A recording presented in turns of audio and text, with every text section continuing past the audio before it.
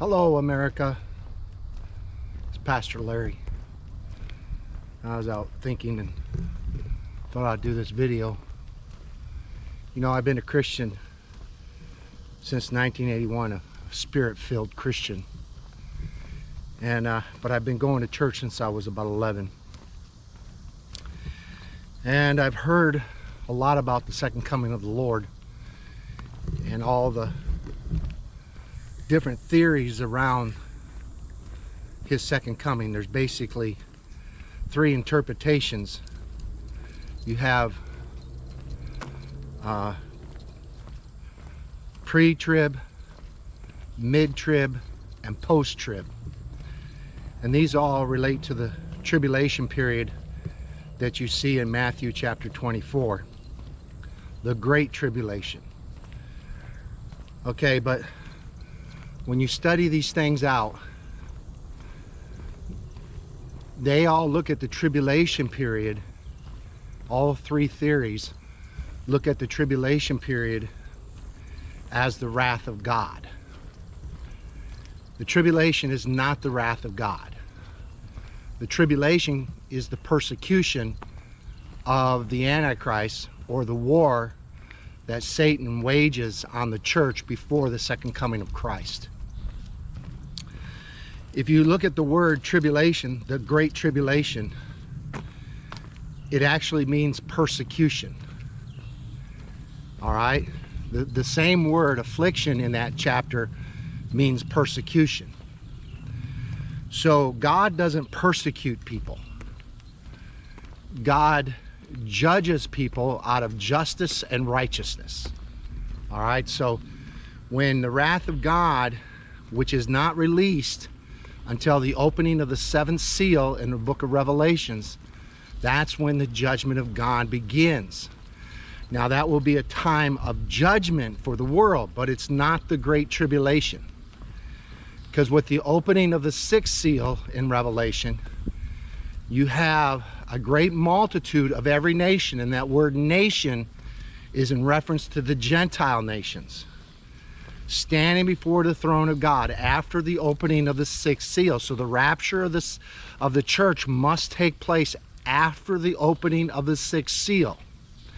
When you read that whole chapter 7, you'll see at the end that they follow the Lord for eternity, and he takes care of them. And in verse 14, the angel discusses with John, and he asks these questions. He says, "Who are these that are arrayed in white robes, and whence came they?" And John replies, "You know." And the angel says, "These are they that came out of great tribulation and have washed their robes and made them white in the blood of the Lamb." Okay, so again, this is a reference to the church. The church comes through, or comes out of great tribulation. That same word great is the Greek word megas, and it is only used in Matthew chapter 24 and in Revelations chapter 7. Okay? So that word megas qualifies these two tribulations as being one and the same. Now, there are all kinds of crazy interpretations, but you got to let the Bible interpret itself. Okay? Scripture must interpret Scripture. The Apostle Peter makes it clear that, number one, there is no private interpretation. So you can't have three theories on the second coming of Christ, pre, mid, or post tribulation, because somebody's wrong, if not all three of them are wrong. And what I'm telling you is that if you let the Bible speak for itself, it tells you that the rapture, or it shows you that the rapture of the church takes place before the wrath of God, or the judgments of God, with the opening of the seventh seal. Now, The book of Revelation is not a linear prophecy. It doesn't just start at point A and end at point B. It's a twofold prophecy of the church. It begins with the church age in the beginning with the 7 churches, and it ends with the end time church starting in Revelations chapter 13. Okay, John is told that he must prophesy again in Revelations chapter 10. And that's what that little scroll is. It's about the prophecy that he's going to speak starting in chapter 13. Now, chapter 12 is a spiritual synopsis of the war between the seed of the woman and the seed of the serpent. Okay, it doesn't go into all the detail because we have the Bible that covers all that detail. It's just a prelude chapter to the end time church, starting with the persecution with the Antichrist, which starts at the end of chapter 12. It's prophesied in chapter 12 at the end, but it begins in chapter 13.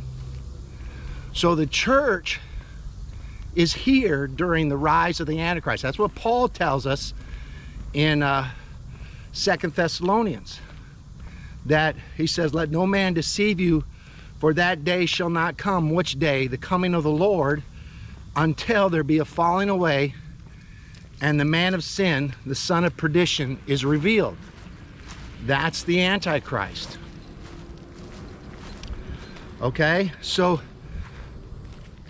if anything, the mid-tribulation will be the closest to the correct interpretation. Only thing there is that the mid-tribulation theory is incorrect in that it looks at the tribulation period as the wrath of God, and that's not correct, because Paul said the church is not appointed to wrath.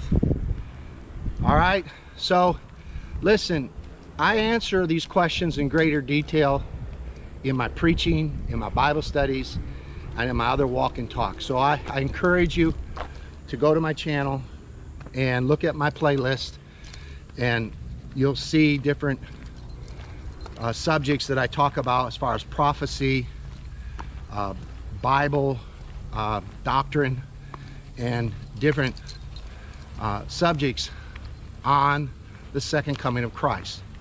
All right, so I thank you for your time. I want people to be saved. I want people to be ready. I don't want people to be deceived, okay? Because that's the biggest threat in the last days, is deception. And there's people who call themselves Christians that are deceiving unwise believers, people that don't have very good discernment, people that don't understand the scriptures, people who just trust their denomination or their religion or even their preacher. And you got to work out your own salvation with fear and trembling. You're responsible for your salvation. No man is responsible for your salvation. You are responsible. That's why you got to have correct doctrine and correct interpretation and rightly divide the word, okay? The Apostle Peter preached the first salvation message in Acts chapter 2, and you need to read it and you need to study it, and you need to see how it all lines up with Jesus' teaching. And a lot of churches have been deceived. A lot of people who call themselves Christians have been deceived. And that's what Matthew chapter 7 is all about. Jesus talks about, don't just be a hearer of the word, but be a doer of the word. You got to obey the Bible. You can't just trust what other men say. All right, it's Pastor Larry. My little dog is tired. Bring up Sammy here. Hi, Sammy. Say hi to everybody, Sammy. You taking him out for this walk and talk on this really hot Friday afternoon. All right, God bless. See you on the next one.